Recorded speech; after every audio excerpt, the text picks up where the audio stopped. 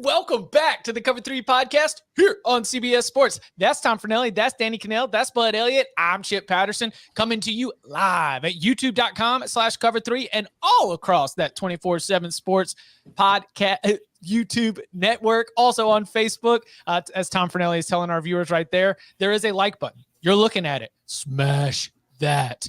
Like, subscribe, jump in the chat, come and hang out.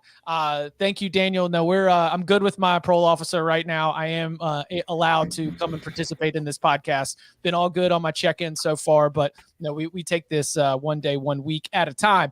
Very fun show on tap for you today. A little bit later in the show, we're going to take a look at the upcoming season, maybe the season after. We're looking at teams on the rise and specifically teams that could arrive a little earlier than expected. We'll talk about what arrive means on a team-by-team basis and why we think some of these teams might be set to exceed expectations, at least in the immediate future.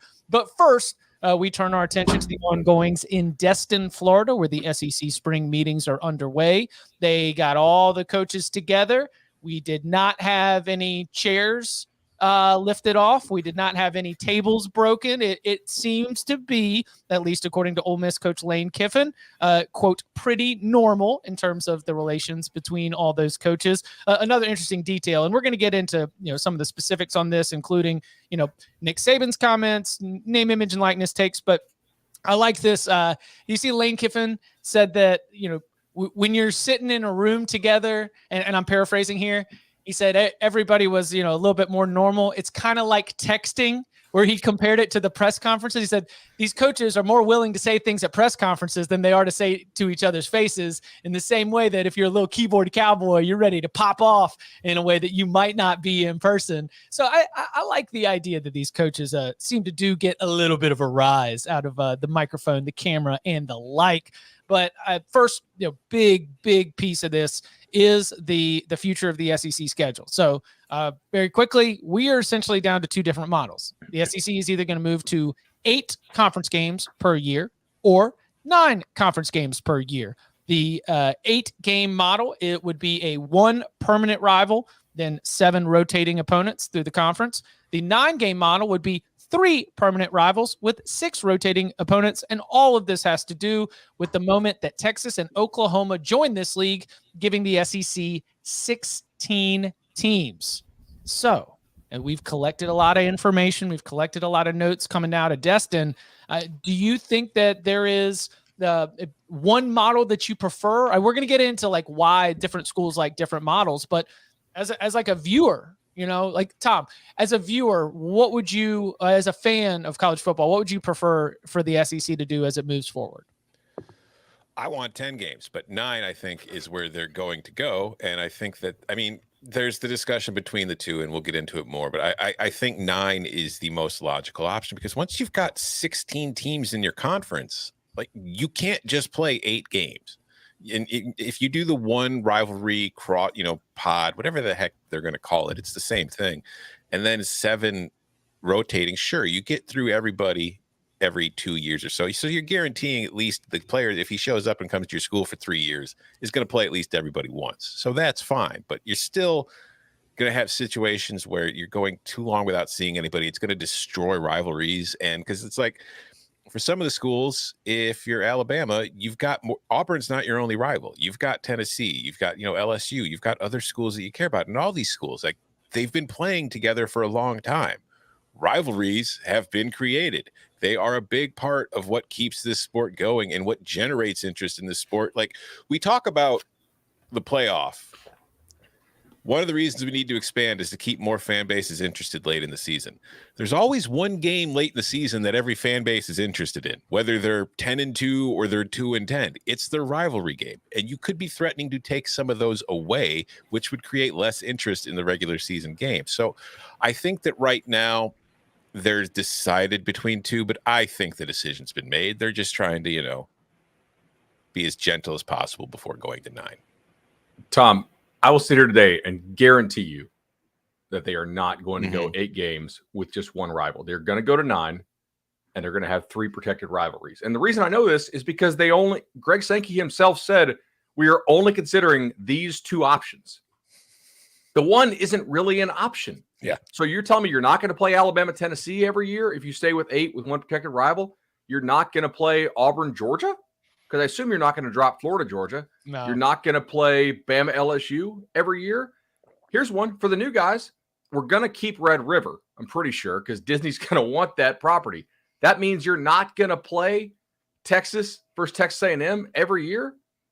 Disney's going to be like, okay, so this is not really a choice. And if you think about it, the teams that would want to stay at 8 are primarily the teams that largely need to win their non-conference games to make bowls. So not every year, but often enough, Ole Miss, Mississippi State, Kentucky, Vanderbilt, South Carolina, and Missouri. Now, I'm sure everybody's vote counts equally in the SEC. But if it doesn't, right? Yeah, so don't you need like air quotes or sarcasm? Yeah, equally. All right. So I counted up the votes. Disney 1, 2, 3, 4, 5. Alabama be 6. Georgia 7. LSU 8. Florida, I think even though Florida has to play FSU, I still think they're probably more of the 3+6 model. Texas A&M, I think would prefer to play 3 versus 6, but I don't know. Like Jimbo does like a really cake non-conference schedule when he can get it. Texas, Oklahoma, Arkansas, I think is sort of on the fence there maybe, but there's no way they're going to elect to go 1+7 in the SEC when they just signed this brand new contract with ABC. ABC is going to want these better matchups, and they're not going to want to give up all these great rivalry games that people tune into, even if one of the teams that year isn't any good. A lot of these games are big just because of what they've been. The South's oldest rivalry, or Deep South, I guess, with Auburn, Georgia, for instance. So I don't think it's actually a choice. Sorry, those couple schools I listed. I think you're going to get outvoted here, and I think it's pretty obvious. I agree with everything you guys just said, including what Tom said about I prefer 10. The other thing, though, I would be doing, though, if I'm the SEC, and I think this is why they're even throwing it out there, the 1-7 idea, is because they're like, hey, this is going to make it harder on us. What is everybody else going to do? I think that's probably why this discussion is even being had. And you mentioned Disney, the worldwide leader. What type of pressure are you going to put on them to do that as well? Because I do think it does start to become an issue, especially we know the SEC loves to brag about stats. How many, every accomplishment they've had, bowl eligible teams is one of them. And they love their teams going bowling. And if you can't get to that magic number because you don't have 4 cupcakes to go through, it's going to be a challenge. So I think they're probably using this debate to really try to, and I give them credit for it. I hope everybody follows their lead. I hope, the alliance has been talked about. What are they going to do? Hopefully it is scheduling. And I hope the ACC follows, does the same. And I hope that we still put 10 Power 5 games on the schedule as well. Like, that's why I actually appreciate Florida keeping Florida State, South Carolina keeping Clemson, some of these other, rivalry games with other conferences. Let's keep those intact. Then we get 10 Power 5 games. That's awesome for college football fans. Yeah, I feel like you mentioned them, Bud. I think you're right with the schools that are definitely for the 7+1, but I feel like South Carolina is the most obvious. Well, duh, they want 7+1 because they already play Clemson every single year. And if they go to like a 3 rivalry thing, 2 of their 3 rivalry games are probably going to be Florida and Georgia. So South Carolina is going to be getting Florida, Georgia, and Clemson every single year. So of course they want to stick to like a 7-1. If you're South Carolina, right? Like Florida does not consider South Carolina a rival. I guarantee you they don't. Like, I think South Carolina probably considers Florida a rival. Maybe if you're South Carolina, okay, we'll go along with this if we can kind of get a little easier on these annual rivals. Mm-hmm. Unless Florida's like, hey, South Carolina is a dedicated rival of ours. We really need that game on the schedule every year just so they can get that, not automatic dub, but more often than not, a win for the Gators. Yeah, I agree with you. I think that's fairly obviously going to happen there. The other thing is, guys, think about all these rules that we're changing in college football. This move is not going to happen until, what do we think, 24 at the earliest, probably 25? Yeah. Is there any reason why we can't change the standards for bowl eligibility? ESPN owns more than 2/3 of the bowls. ESPN literally created the Birmingham Bowl because they needed content for a day on January 6th where they didn't have any programming, right? Like, if they can create all these bowls, why can't we just create rules that say the bowls can invite whoever the heck they want? I don't want to like dive too far down here, but some of my takeaways from the comments from athletic directors, when they talk about we've been told to forget everything, like we might start from scratch. What I hear there is that the media rights partners have been told, hey, think about what is going to allow us to fill up the calendar for December and January and put college football on the biggest stage possible to draw the most amount of viewers. I am willing to consider all changes to postseason formats. I'm willing to consider all changes to the bowl system. I think that the highest levels of leadership are in that no bad ideas brainstorming method when it comes to trying to think about what it's going to look like. Now that we have decided we are not going to be expanding the playoff until the conclusion of the current contract, now they really are back at square one. Like I am 100% open-minded to the idea that being bowl eligible is going to be an entirely different thing by the time we get to whatever this new version of the postseason is going to be. Maybe it goes to something more like say all the Power 5 conferences and then the Group of 5 conferences fall in line. Everybody's playing a 9-game conference schedule. Maybe your conference record is the only thing that counts towards bowl eligibility. Like if you go 4-5 or 5-4 in conference, no matter what you do in out of conference, you can get to a bowl game. And that would also maybe encourage some bigger non-conference matchups, since there's no kind of punishment for the loss. Like maybe it helps your resume as far as getting a playoff at large berth, but it's not going to hurt you from being able to play in a bowl game at the end of the season. You know, I've been following college baseball, which is just a ridiculous like selection committee system right now. They have like 2 ADs from the Power 5 and a bunch of like ADs from leagues that don't even play baseball. But other than that, it's really well designed. But they do use the RPI pretty heavily. So maybe you could factor in, maybe like strength. They have that strength of record metric that I know the College Ball Playoff Committee references. I mean, there are some 4-8 teams that are much more deserving of a bowl in terms of their quality of performance than are some like 7-5 teams that played, nobodies. There's all kind of things you could do. And to Chip's point, by the way, about throwing everybody else out the window, if you guys have been following a lot of these, new deals have been going on with the NFL is talking about playing more wild card weekend playoff games on that Monday, which means that we could, in theory, be moving the national title game or some of these other bowl games to like kind of midweek stuff, because the NFL outrates college football pretty frequently. Yeah. So I want to clarification, just make sure my notes are correct. We are out with divisions in the SEC. When we talk about all this future stuff, it is all with the idea, because I know that I've seen some comments in the chat so far, and, come subscribe, smash that like button, as we always tell you. The divisions are gone. We can try to align them. And when we say that there are going to be no pods, I've always looked at that as, a little bit of, how you define the word pods. The reason why I say no pods is because we're not going to say this pod plays this pod in this year and then we rotate. It is an entire, you have your 3 permanent opponents, and then everything else is going to rotate through. So there's not going to be enough consistency across you and all of your 3 teams, because that's not necessarily going to be the 3 permanent rivals of all of your permanent rivals. So we know that no divisions and no pods, at least in terms of the way that it's been set up before, but the 3 permanent rivals plus 6 rotating opponents does seem to be where we're likely going to end up. Does that check out? It can get a little confusing with some of the phrasing around this. Yesterday, Sankey said we are only discussing a singular division model. Right. Like, to me, that totally kills the idea of any sort of divisions or pods. It's just protected rivalries.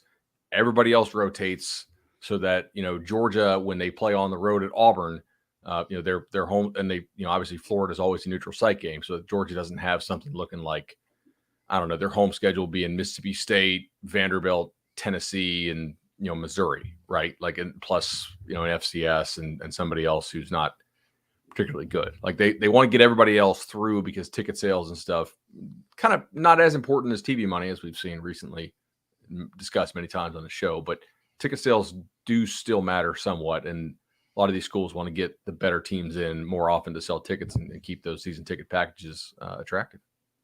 We're talking about the SEC because the SEC, meetings are going on. But the truth is, every single Power 5 conference is having these discussions right now about getting rid of divisions and how they can change their schedule. With, like Big Ten's got new TV deals coming up. They're trying to figure that out. All the conferences are.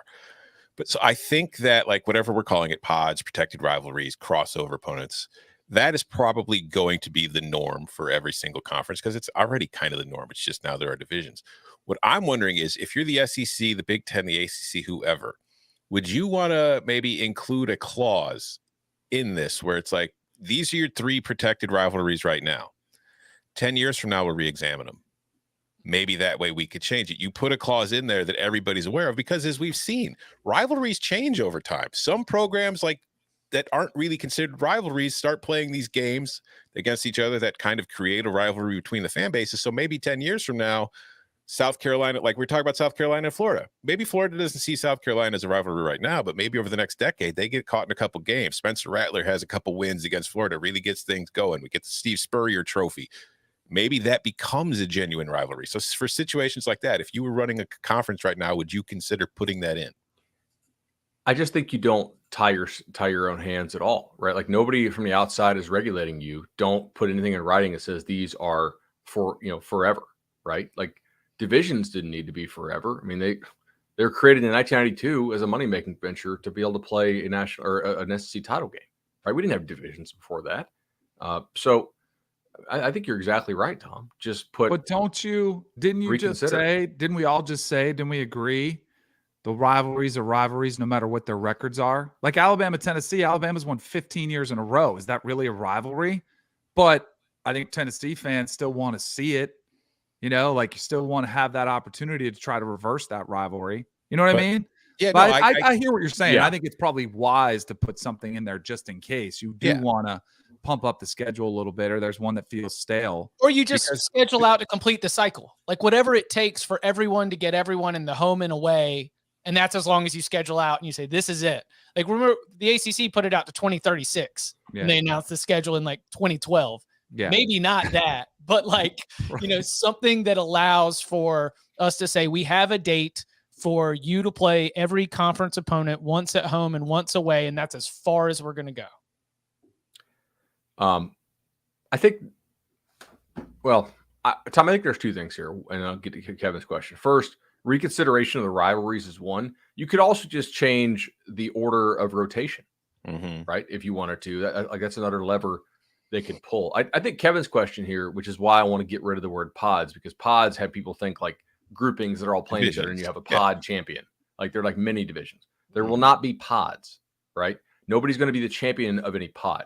The SEC will take the 2 teams with the best record and match them up at the end of the year. Or the 4 teams, or the 8 teams. Here's I don't think they're going to do that. Do you? Maybe they will, but going off Kevin's question, what if, and not just the SEC, but all these conferences that are now having 14 schools or more, what if you take kind of a cue from what happened during the pandemic year where schools were scheduling games that week? Now, obviously, it was much easier to do because you didn't have fans coming, so you didn't have to worry about any of that. But what if you build in a week in your season where, like you're talking about, some teams that maybe are concerned about getting to bowl eligibility because now you're playing extra conference games? What if you add, you instead of a 2-team SEC championship or conference championship, you go to 4. So the top 4 teams are playing a 2-round tournament. That first round, the week of the semifinals, the other teams based on seeding in the conference get to play. Like the 5 would play 6, 7 would play 8, 9 would play 10, and so on. So maybe those schools at the bottom who still need a win to get to a bowl eligibility have another shot to get that win against a team of the same caliber as they are. I think it would be good TV. It would be good TV. The only problem is like the SEC fires coaches more often than anybody else. And so you'd have end of the year situations where you have a lot of lame duck teams that would just rather go home. So the Bulls. Correct. Yeah. I'm curious, Bud, your response to the SEC only, playoff, conference 8-team, turn, whatever you want to call it, their playoff for the conference championship. You don't think there's validity to that? I don't think they'll do it. I think it's more of a bluff. Like I think it's just Sankey being kind of chapped that the expansion didn't go the way he wanted, or at least I think it will go the way he wants eventually. But like I don't think it went on the timeline he wanted to. I mean, I could be wrong. Like that, I don't have any inside information there, and it would be a popular TV product, right? But I I don't think they're going to go and play like an 8-team SEC playoff. I think it's a bluff. You know what I think it sets up for long term is because you can't have half your teams in a playoff. It doesn't feel like a playoff. I think it opens up the door for expansion, though, for adding more teams. Oh, for the SEC to add, grow to 20? Yeah. The one thing here is one of the great things about the SEC or its business model is that it dominates the sport, but it keeps the sport regional enough, like with the current playoff format and like the current race to get into the playoff, that people somewhat stay interested across the nation. And the SEC scoops all that money after everybody anteed up and then fold it.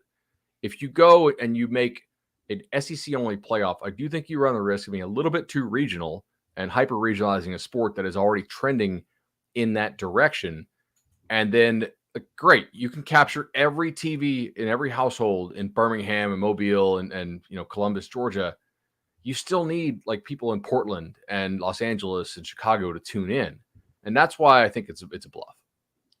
I think that you could still have a 4-team college football playoff where the SEC championship game becomes an SEC playoff, and you could still end up having 2 SEC teams in the 4-team playoff.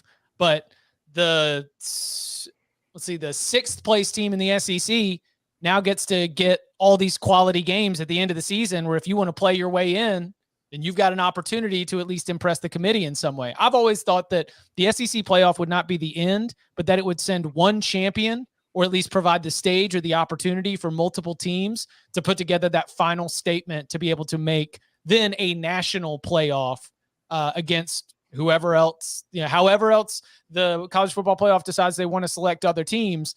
I did not think that necessarily the SEC playoff is the end of the season for SEC teams, but instead just another opportunity to highlight the conference and provide quality wins and a big stage ahead of the opportunity to compete for a national championship. I mean, you cannot call yourself a national champion when you've got a entirely closed SEC product. Oh, you could. You could. The SEC has They will. They will. Tom is right. They will. And then guess what we would say? Oh, the debate rages and we'll have multiple national champions. I don't know why. So I think the in-conference playoff or whatever you want to call it, crowning your own champion, because then does that diminish your opportunity to get 2 teams in the playoff? I think it increases. Good. I think it increases it. But at some point, doesn't it diminish that playoff then? If only, yeah, because that's what I would worry about if I'm Greg Sankey. Like the SEC championship game this last year, we saw Alabama win, and it doesn't really matter anymore. Like they both got in. I mean, you're almost better just stopping at the regular season and saying, take our 2 best teams, because they're not going to pound each other into the ground, and we're probably going to losers probably going to advance still. So I'm curious to know what that will look like. See, I've talked about this a little already too. But you were talking about it would be too hyper regionalized if the SEC was just having its own playoff. I think the bigger problem is something that you've touched on before too, where if the SEC is having its own playoff, eventually the teams that are looked at nationally right now as college football playoff contenders are just going to become programs taking losses in the SEC playoff every year, who are getting, becoming the second tier of the conference instead of being looked at as a national title contender. So whether that be like a Texas A&M or an LSU, who are now, LSU is a bad example because they did just win a national title, but you get what I'm saying. Like there's a lot of teams in the SEC right now. If you're trying to pick 20 teams that you think can win a national title in 2022, most of them are going to be from the SEC. If you just pick the teams in the SEC that you think can capable of winning the SEC, might be 2 or 3. So I think that's something that long-term that they would have to deal with more than anything. In other words, the SEC needs the other conferences, whether it wants to admit it or not. They need those teams to beat once in a while, so that way they could feel superior. But they can play those in the regular season, couldn't they, without the playoff? Oh yeah, that's what I was thinking. You're not in bowl games, right? It's just a regular season opponent. The month of December is the SEC playoff month. But if the SEC starts its own playoff in which nobody else is eligible to play, why the hell is any other school going to want to play the SEC during the regular season? What do they have to gain from it? Totally fair. Yeah. We're building out, and also everyone else has it 9 games. I think, like we mentioned, except for the ACC. The SEC goes to 9 games. Then we get a little bit closer to looking at the ACC sideways and be like, well, They'll probably follow If the SEC after their year of what's the year he called it? The year of reflection. Your reflection. If the Yes. if the ACC went to 9 games, is there any way that could allow them to trigger a new television deal? That's what No, I would be thinking. They have look-in windows. They just had one. I don't think there's any significant revision to it. I think the next one is in like 5 years. Okay. Woo. Sorry. You had a chance. Yeah, they're screwed. Okay. Another little bit coming out of Destin, Florida. I mentioned that Lane Kiffin gave his report that everybody was, playing nice, a little bit, showing a little bit less teeth when they're all in the room together than when they are all at the press conferences holding microphones. Nick Saban did have media availability. He said, quote, "I didn't say anything wrong." He also said, "I should never have mentioned any individual institutions, and I have no problem with Jimbo at all." Kirby Smart offered his 2 cents, saying that you should hear what comes through on the headset. What you heard was Mickey Mouse. That's true. That is 100% true. nice little nod right there.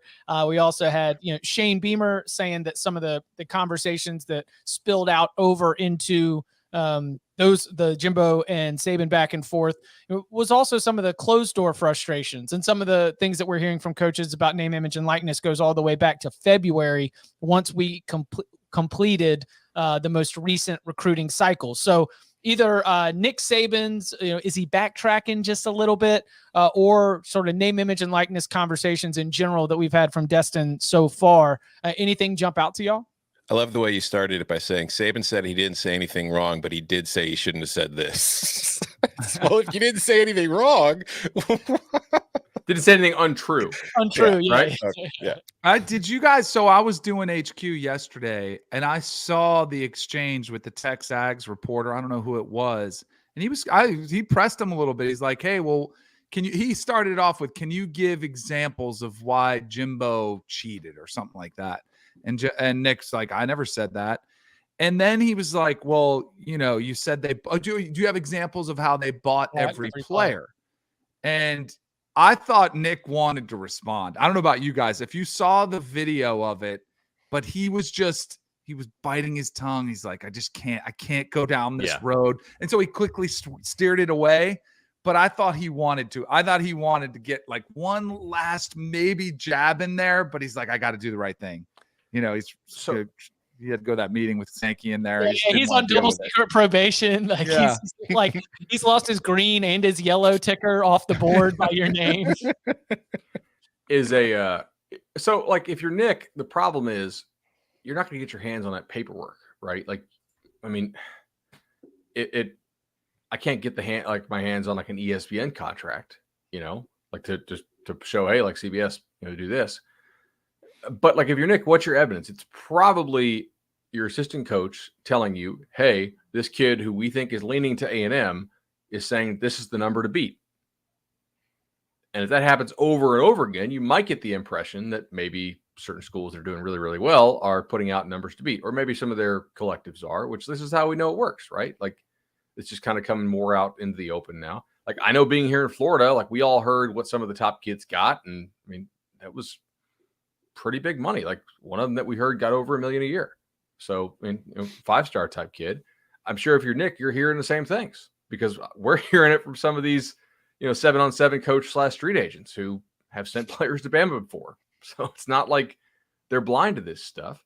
But as far as actual evidence he could cite, I mean, it's the same reason why schools very rarely got caught cheating back when you were just handing kids bags of cash. Where's the evidence? So when you're hearing from these coaches and when they continue to ask for guardrails and oversight and Billy Napier, and this is an observation by Andy Staples, which I definitely agree with. He said, I can track how you're talking about NIL with how many years you think you have left coaching. Billy Napier, like age 42, he's like, players, they deserve everything they can get. It's really like on the other end of the spectrum that you're like, this is awful. But all the coaches seem to be asking for, we're living in a land with no laws. We need guardrails. We need oversight. As we're continuing to hear these from coaches, do you think that their voices are being heard anywhere? I mean, I don't think it's the most recent time that all 4 of us have been together, but as the topic continues to bubble beneath the surface all throughout the summer and the off season, is like, what are guardrails? What is oversight look like in terms of name, image, and likeness? Like temporary ones that are get knocked down by the courts, or like stuff that can actually stick? Well, can't they go after wasn't there something with the task force that they were going to try to go after the school? They can't go after the players. Like, that's pretty clear. They can't deem a player ineligible. But what about finding a coach or finding a school millions? Does that have any teeth where they come in there? I mean, good luck. Right. We saw a lot of the lawyers that run the collectives come out and be like, please But sue they us. were like, we'll you take it to come court. after We'll set my more precedent. player. But they were more like, if you come after my player, you'll see you in court the next day. And they are cocky. They are arrogant. They're like, you are not beating us. But I do wonder, and that's where I think some of the coaches, like, because why wouldn't Jimbo just be like, yeah, we got all our guys. Like, we use the NIL. Like, I think they are still concerned about the appearance of, hey, this is pay for play. I still think that's why everyone's kind of like, it wasn't like, why wouldn't you just own it if it's okay? So I still think they're worried about possible ramifications, but I don't even think they know what they could be. I don't think the coaches are worried about that as much as I think like they don't like the idea that they're not the ones responsible for getting that kid on campus, right? If A&M did buy all those players in their class, and I think A&M did some pretty substantial NIL work to get that class. All right. I don't have any physical evidence of this, but because that's an inducement. Like, that's all the task force was saying. The task force, but the coaches want the credit. The coaches want the credit for getting these guys. They want to make it like they want to really believe, right, that all of a sudden, or that they're the reason that these kids come, and they're part of the reason. Like, you do have to have a connection with the guy. You got to go visit him. You got to scout him. All this stuff. But like, did Josh Heupel just go from not one of the better recruiters in the SEC to all of a sudden one of the best recruiters in the SEC, or is Tennessee's collective just doing some great work?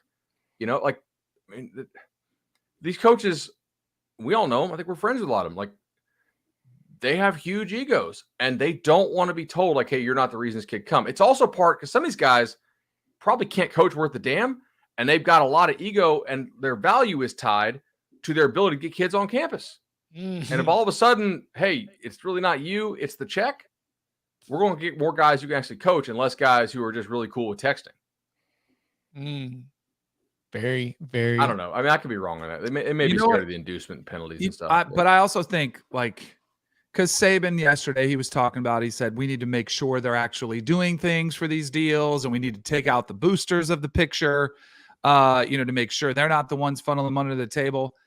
College football, man, it's embedded in the, like, even if there are some sort of guardrails that are enforced, it's going to be like everything else in our country where we've come, where marijuana and gambling, like, they're illegal in a lot of states, but even in states that are legal, you still have a bookie that you can go bet with, and you still have a weed guy you can go get your stash from. I think it'll be the same thing. Even if there are guardrails and this is monitored and everybody's like, ooh, there's still going to be some booster out there or some group that's going to say, hey, you can tell me we can get this guy, we sleep him this much cash. I still think it's going to exist no matter how much we try to get it out of the game. But I think that's where I was wrong. I thought NIL, and one of the reasons I was a big proponent of it, I thought it would get all of this out in the open, and it would get everything on the up and up, and it might level the playing field.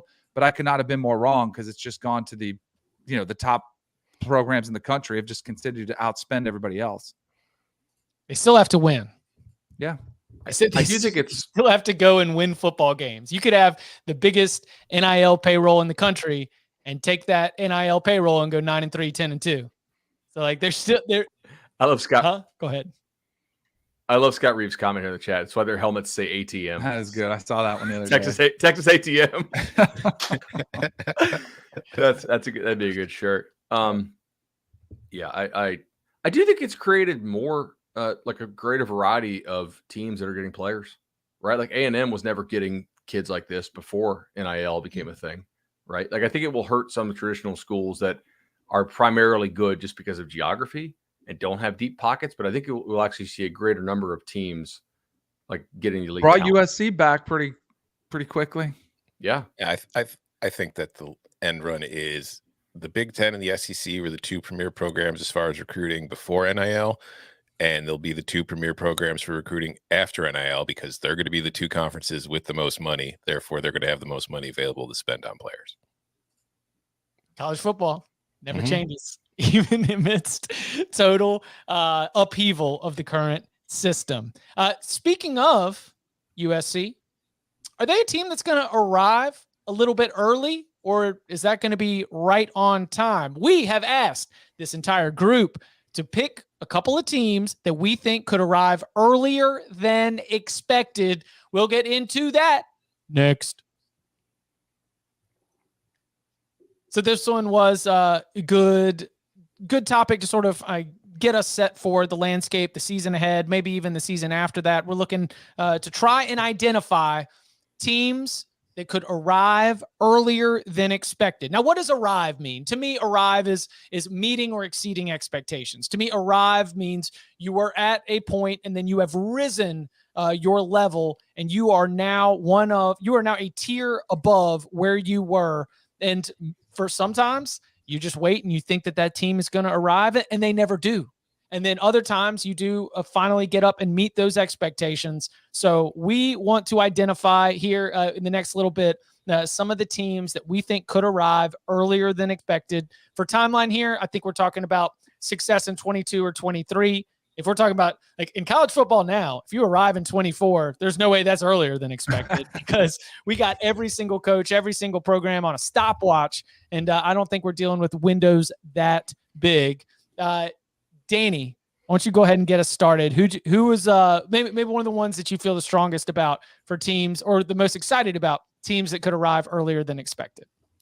Oh man, I had 4 that I wrote down. One of them you already mentioned, but like I don't want to make feel like this is my bold prediction, right? Because I do think it has to entail things coming together correctly. I'm trying to decide which one I want to go with first. I'll go with USC since you teased it, since you said it.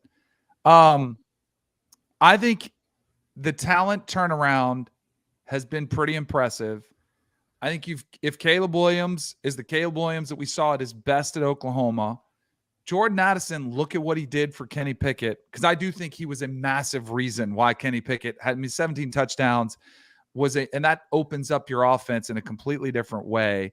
The defense, I think, is a massive question mark. But then I look at the schedule. So, like, if you're USC, I think arriving is like playoff. Agree. But see, that's what I hate, the people that predict USC to go to the playoffs. But yet I can totally see why you could make that prediction. Like, I think it's safer to say they'll get there another year, but I think they could arrive right away. Their schedule is manageable. It's not that bad. They got the talent now. I don't even like that it's coming out of my mouth, but I think it's one of the teams I look at and you could say, you know what, they could arrive this year. I don't think it's bold. I mean, it's a people business. You're still asking Lincoln Riley and this brand new staff to take all these brand new players, get them all to gel, get them all on the same page. And also, as Bud Elliott has reminded me many times, a defense that has not gotten the same influx of transfer talent. I mean, the entire wide receiver room has been reloaded and even improved from a pretty good wide receiver room. You got one of the best running backs in the Pac-12 to come from Oregon to USC in Travis Dye. You've got Caleb Williams, somebody who could be one of the best quarterbacks in the entire country. And you've got one of the great offensive minds in Lincoln Riley, but they still got to go and do it. So I'm with you, Danny. What does arrive mean? It means making the playoffs. It is more sensible to say that USC makes the playoffs in 23 or 24.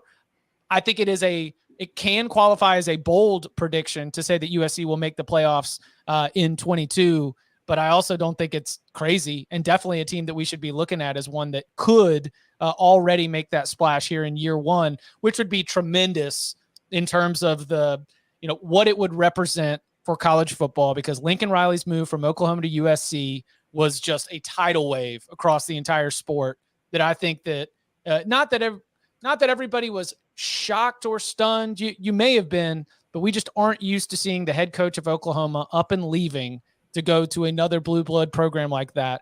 Then for him to take advantage of freedom of movement, the transfer portal, and all of these modern innovations to how you build a roster, and to be able to do that with name, image, and likeness as well. Shout out to Jordan Addison's deal. You have potentially the modern turnaround right there in Los Angeles, a place that needs to be able to get USC going again. I absolutely agree with you. They are a team that could arrive earlier than expected, and I think they're one. Will you predict it? Like when we're picking win totals, 9.5. You going over? Yes. No. See, I don't know if I am either. I think it might take a year, but I think it's a team you could absolutely see coming earlier. They're on my list. Yeah. Like I think I had like 5, and like they're definitely one. Like I think you circle them as a potential or even likely playoff team in 23. If they get there in 22, to me, that's definitely arriving early. So they're on all 3 of your lists? Yes. Yeah. Not on mine. You guys are because of the defense. You guys are basic as hell. Yeah. It is basic. It is very basic. I'll give them that. I'm thinking outside the box. All right. I'm going to another Pac-12 team. Oregon. Washington. Okay. Because like if you look at this program over the last few years, like obviously the Jimmy Lake situation and everything that was going on there was just a mess, and it was a huge distraction for the team. But like defensively, they were still very good. It was offensively, they were so conservative and just like Cro-Magnon that they were shooting themselves in the foot time after time. I think DeBoer comes in. Your defense is probably going to drop off a little bit, but the offense should take a significant step forward just simply because I feel like it's going to be trying to score points, which at times the last couple of years, I wasn't sure that was Washington's primary goal when it had the ball. So I think that, then you look around the rest of that division, I think Dan Lanning's going to do a good job at Oregon, but I think it's the first year. And I think that there's still question marks about that program this year where I don't know for sure. I think they're the favorite in the Pac-12 North, but I don't think they're a runaway favorite by any stretch of the imagination. Stanford, I think they might have a bounce back here, but how big is that bounce?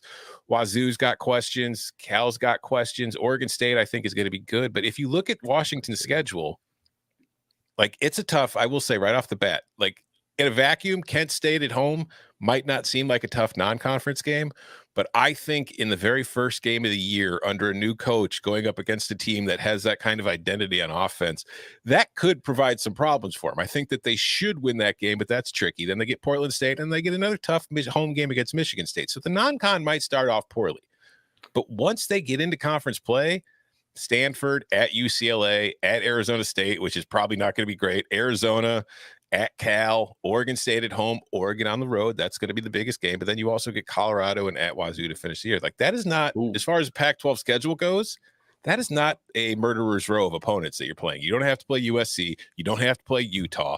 So like, I think this is a Washington team that maybe, I don't know if you guys would consider winning the division being ahead of schedule. If that's where you're going, maybe not. But I think this is a team that could win 8 or 9 games this year. No more divisions. Pac-12 scrapped them this year. Forgot. Yeah. So they're not going to get, I don't think they're going to get to the Pac-12 championship, but I think this is a team that can win 8 or 9 games, which I think would put them ahead of schedule for what people are expecting in this season. Playing Colorado, Arizona, and Arizona State, plus Stanford and Cal is a really big advantage. I mean, I think if you circle it, like we would all agree, those are probably the bottom 5 teams in the Pac-12.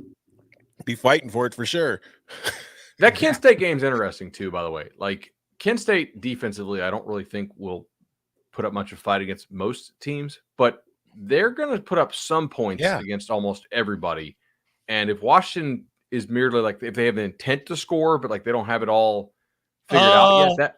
Is Jake Haener on that roster? That man does not have. Oh, he's not. No, remember he was gonna go and he went back. That's what I was gonna say. I might be able to buy in it if Jake Haener had gone. Which was weird because it felt like it was a done deal. And then he decided to go back to Fresno State. So I think the quarterback is a massive question, but you know where quarterback is not a question? Well, they do have Michael Penix, though, so he's going to be able to. That's your favorite quarterback. State. Isn't that your favorite guy? At Oregon, or Bo Nix, who Kirby Smart, one of the best athletes he's ever seen. Yeah. Once they just have to survive that game without injury. I think Oregon, he inherited a pretty good roster. Yeah. You know, and it's a pretty good culture. Like they're used to winning. I think he could bring a toughness and mentality on the defensive side of the ball that's been desperately needed there. I think Oregon's could arrive faster than expected. But what does that entail? Is that a Pac-12 championship again? Like what's the arrive early? A Pac-12 champion. You're not necessarily playing. Even if it's 10-2, that's still an arrive early for Dan Lanning and the Oregon Ducks. Yeah, I think if you get to, like, obviously they've won the Pac-12 3 of the last 4 years, so it's hard to say you're arriving. But with a coaching change in his first year, I think that getting to the Pac-12 championship would probably be, all right, you're arriving a year ahead of schedule, because I don't know if Dan Lanning is stepping in as a first-time head coach where it's like your expectations for them should be Pac-12 champion. I think Aren't winning they the favorite to in the win. Pac-12? No, Yeah. USC is gonna be USC. the favorite. It's close though. I'm pretty sure the betting favorite is Oregon. Well, I don't think I would bet that. I don't, I'm willing to say they could arrive early if we're defining early as win the Pac-12, but now Okay, it looks like it's split. One of the other books, has USC more, so I'm wrong on that. Tom is right. Who do you guys think? So I think a team that arrives, I think the definition of this team is last year's Ole Miss team. Like arriving, they were 10-win, double-digit wins, and they still got blown out by Bama, but that's okay. Like the expectation was, okay, program history, like, double-digit wins.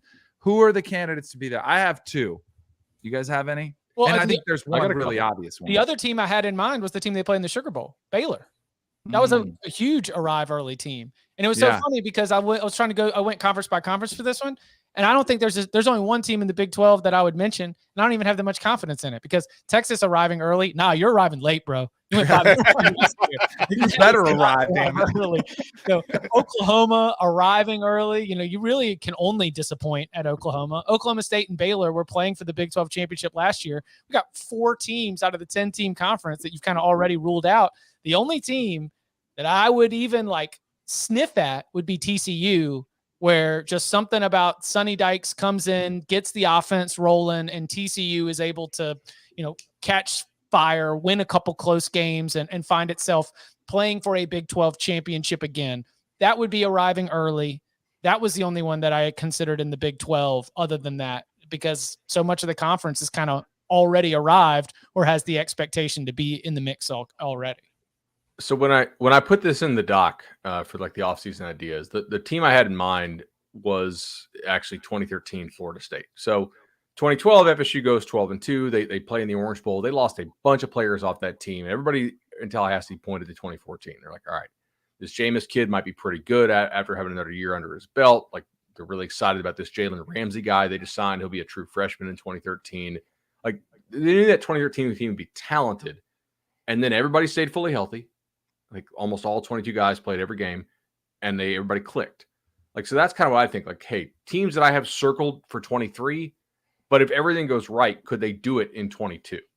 I think Texas has to be. I agree with you on TCU, Chip, but I think Texas has to be circled here because after you get past that Bama game, and if everything clicks offensively, and one of the questions I would have here is the offensive line. They just signed the best offensive line class in the country, but they'll all be true freshmen. If one or two of those guys steps up and could take starting gigs and play well in the Big 12, a league which, by the way, does not send defensive linemen to the league. So I think it's more doable in the Big 12 than it is in any of the other leagues to play true freshmen on the offensive line.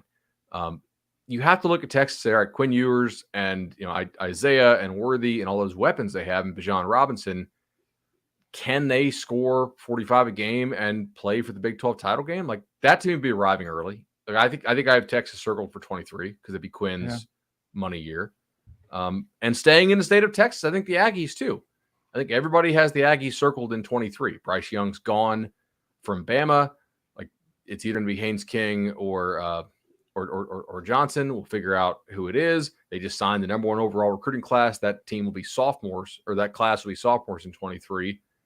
And yet I think there's a good amount of talent on that team already. So maybe they're a hard one to pick because Bama's in that division, but maybe they're an 11-1 non-division champion that makes the playoff or something like that. That's not insane to think. I don't think it's going to happen, but I had them, and then Penn State. Yeah. I was gonna say that's the Florida State example that I've got on mine, where we are looking at Penn State as a 23 team. We get the full quarterback transition. Some of these really highly ranked recruiting classes starting to become sophomores and juniors. But what if Penn State takes down Ohio State, is able to win Big Ten is still going to do divisions this year, right? Yes. Okay. Mm-hmm. Take down Ohio State, find a way to win the division, get to the Big Ten championship game, win that, contend for a college football playoff.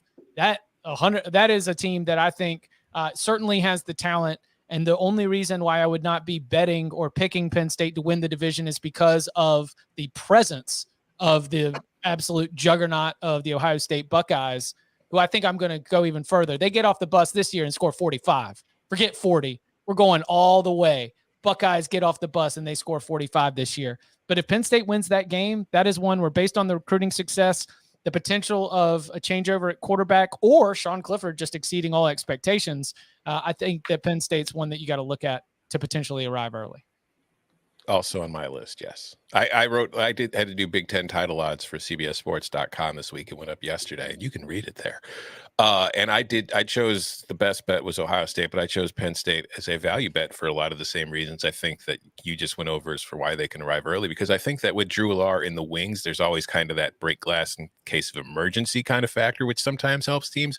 But I really do think, like I also mentioned Sean Clifford as one of those guys who could be the Kenny Pickett of 2022 in that he's got plenty of experience, and maybe now he finally has the breakthrough season, because this is the first time in his college career since he came to Penn State that he will have the same offensive coordinator for the second consecutive season and be playing in the same offense. And I think that they lose Jahan Dotson, they lose Arnold Ebiketie, they lose a couple key guys, but I think in transfer portal, they didn't add a bunch of guys, but they did hit on guys who I think can step in and fill in and play important roles for them right away, which I think is important. And I think that this is a team that, you mentioned the schedule, they get Ohio State at home. They get Michigan State at home. They do have to go on the road for Ann Arbor, but that is off of a bye. So at least they get the extra week to prepare. And if you look at their cross-division rival games, they get at Purdue to open, then they get Northwestern at home, and then they get Minnesota at home later in the year. Now, no disrespect to Minnesota and Purdue fans who will argue that they are contenders for the Big Ten West this year, and they might be. But if you're getting a cross-division rival from the West and you're avoiding Wisconsin and Iowa, I think you're happy with that. I would agree. All right, who else? I've got a one like super deep cheeky sleeper. Who else is on everybody's list? Have we covered most of them? I've got two more. All right, let's hear it. Virginia Tech. Ooh, that would be earlier than expected. I think not competing for not winning the ACC, but I think that being a serious, at least late into the season contender to win the division and maybe get to the ACC championship. I just look at that team and I feel like there was so much off the field distraction of Fuente being on the hot seat that feeling like it was just kind of a done deal. I think that maybe with Brent Pry coming in and kind of bringing in more of that traditional kind of Beamer kind of culture from being from that same kind of, background into the program, which is what I think Virginia Tech is at its core. Just kind of the energy and the electricity from that could maybe push them forward to like an 8-4 kind of 9-3 season, which I think would be I think most people probably aren't anticipating until next year at the earliest. But I think that I wouldn't be shocked if the Hokies take a quick step forward in year one.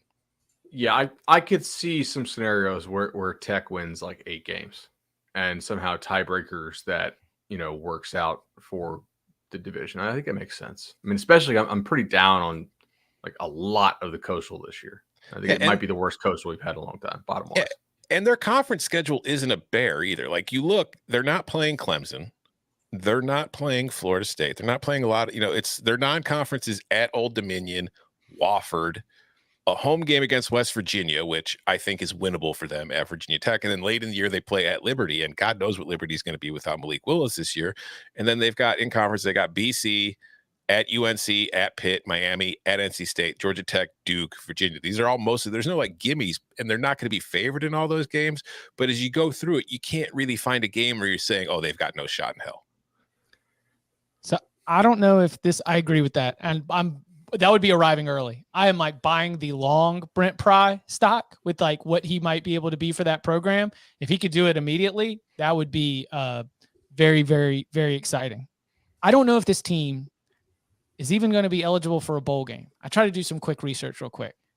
Give me James Madison as a team to land in the Sun Belt and make a splash right off the bat. 33-5 in their last 3 seasons, championship culture. I think that James Madison I have not run or looked at James Madison's power ratings for where they land, but I got to think that they could jump into the Sun Belt and easily be in the middle tier right away.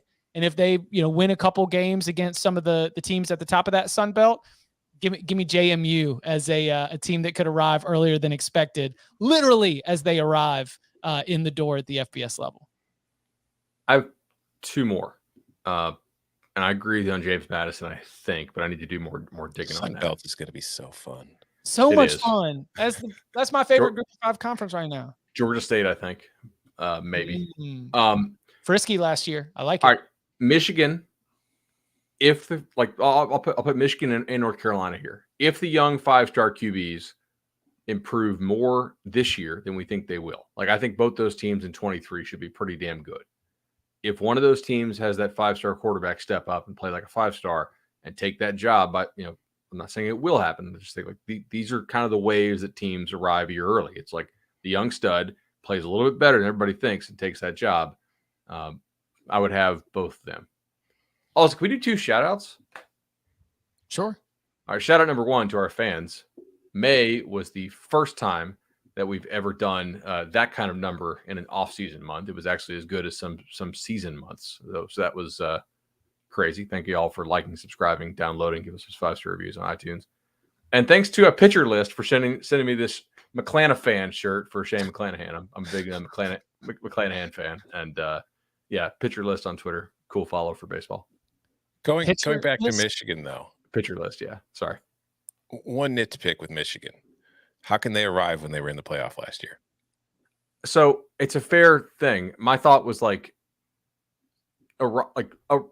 arriving earlier than expected, right? Because you're expecting them to take a step back. Correct. Yeah, and I think they'll be really good in 23 again because Stroud will be gone in 23. Like that's one of the reasons we're all circling non-Ohio State teams in 23 is because CJ is going to be in the NFL.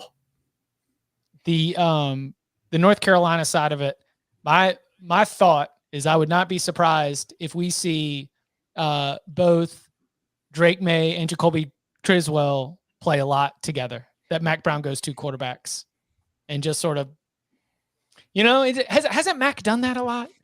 Mm-hmm. Like when he hasn't had a McCoy or when he hasn't had a Vince Young, he's been more than happy to, let the competition spill over, do a couple series here and there. I think that they both have very, very high floors. I think May has the higher ceiling, but whether he's ready to do that right away is definitely up for debate. And because of the Coastal, like North Carolina's not a sleeper team, but I do think that Sam Howell is going to leave, but I don't think they're going to take a huge step back this season. So I don't hate with that. Homer. Pick. Yeah, Homer. Total Homer. Danny, do you have any left? I had one. I don't know if they're arriving early though. I mean, I guess when you look at what the collective is doing down the road, but Tennessee, they're trendy though. I think people are picking him already as like a target. But I think when you talk about Ole Miss, like if you look at Ole Miss 2 years ago, ton of offense, not much defense. If you could just get a little bit better defensively, you get some wins. Florida would turn over a coach. LSU's on the schedule. Like I see some in Brian Kelly's first year, like I see some winnable games where you could possibly get to 9 wins regular season, maybe a 10th in a bowl if you're Tennessee on the upside. And I like Hendon Hooker a lot, but like I'm already expecting it. So I don't know if it's arrive early or not. I'm so happy you said Tennessee because it plays right into my hands for the last team on my list, which is Florida. Because I think Tennessee is too popular. I think that people are looking at it for the season it had last year, and I understand, but like they scored a bunch of points. Their offense was really fun. They were still very bad defensively. Like they did. So it's I don't unless that team takes a significant step forward defensively, I don't think we can rely on them to take a step forward instead of just being what they were last year, which is like a 7-5, maybe 8-4 team. I look at Florida with Billy Napier coming in, and the only problem with Dan Mullen really was that he wasn't recruiting, and that's a pretty big problem. But I think that Napier comes in, and like Mullen, he's a good in-game coach. I think he's just a very good football coach. I think he's a more dedicated recruiter than Mullen ever was, which is why I think he's going to be big for them. But I don't think Florida was a bad football team last year. I think Florida had a bad situation at quarterback, and I think that Florida had a bad situation on the sidelines and off the field with all those distractions. But I think with a unifying kind of voice and a locked-in, locker room culture, kind of everybody pulling in the same direction again this year, I think that this is a Florida team that could probably still be the second best team in the East. I don't think they're beating Georgia, but I just see a lot of people talking about Tennessee and Kentucky as two teams that could finish second in the East, whereas Florida's getting kind of pushed to the side. I think Florida is going to finish second in the East, or at the very worst, tied for second in the East. I think that's a perfect pick for this thing. It's Yeah. like we all think they're going to be good in 23, unless you think AR-15 is going to go to the draft after this year, which I think he's kind of more of like, I'm long on him. My two questions with Florida, which shout out Jacob Rudner of Swamp 24/7 for coming on the summer school series. Guys, I think they have real problems at defensive tackle, like really bad situation there. They got a couple guys that like people I know just don't think they just think they can't play. Like they got one dude in Dexter and they had some bad misses in the transfer portal that on guys that they thought they were going to get and they didn't pull. And I'm not really sure that receivers scare people. I have a little more hope that somebody at receiver emerges. That's a hard league to be borderline bad at D tackle depth wise. Well, yeah, I think arriving early also falls into the Florida State. Like if everyone's healthy. Yeah. If Florida stays 100% healthy, then solo second in the SEC East is not unthinkable. Certainly. Right. So, I mean, last year they took Alabama to the wire with Emory Jones. And they were neck and neck with Georgia before, Anthony Richardson has two costly turnovers and the game's done. Like, I think it's a good one, Tom. I'm mad I should have given that one instead of Tennessee. That was a really good one. Tom held his his ace in the hole. Very, very Hey, listen, we are going to be back on Thursday, 11 a.m. Eastern time for another edition of the Mailbag. If you want to add a question to a future Mailbag episode, the best way to do that is leave a 5-star review. And in that review, put your Mailbag question. We'll throw it into the big old bag of mail. You can follow him on Twitter at Tom Fornelli. You can follow him at Danny Cannell. You can follow him at Bud Elliott 3. You can follow me at Chip_Patterson. Gentlemen, thank you very much. Thank you.